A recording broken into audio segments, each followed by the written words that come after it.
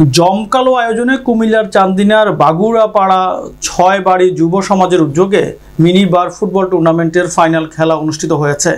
১৬ August শুক্রবার বিকেলে চান্দিনার বাগুড়াপাড়া সরকারি প্রাথমিক বিদ্যালয় সংলগ্ন বালুর মাঠে জাহাঙ্গীর আলম মেম্বারের তত্ত্বাবধানে আয়োজিত খেলায় প্রধান অতিথি হিসেবে উপস্থিত ছিলেন দোল্লাই নবাবপুর ইউনিয়ন পরিষদের চেয়ারম্যান হাজী মোহাম্মদ শাহজাহান।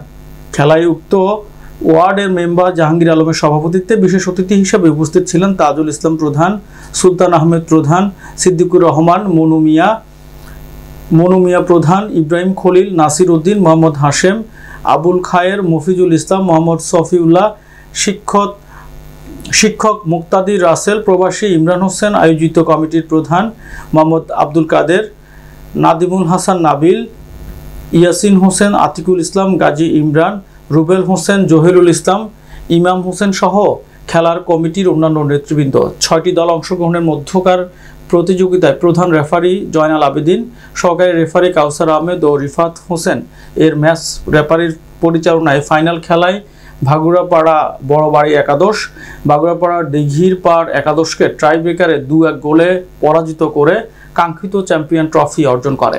উক্ত খেলায় সেরা খেলোয়াড় হিসেবে ট্রফি অর্জন করে ফাহিম হোসেন।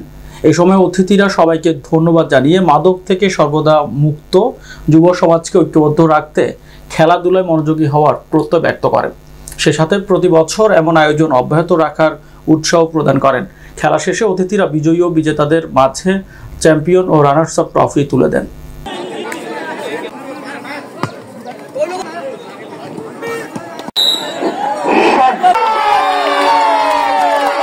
কি হবে দেখা যাক কি হয়।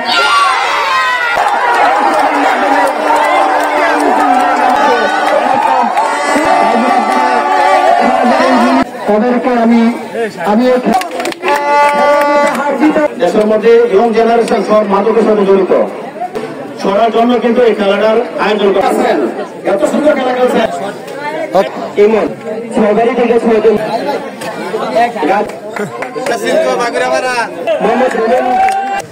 মোহাম্মদ নাজিমুল হাসান নাবিল, মোহাম্মদ আব্দুল কাদের, ভাগুড়াপাড়া চান্দিনা মোহাম্মদ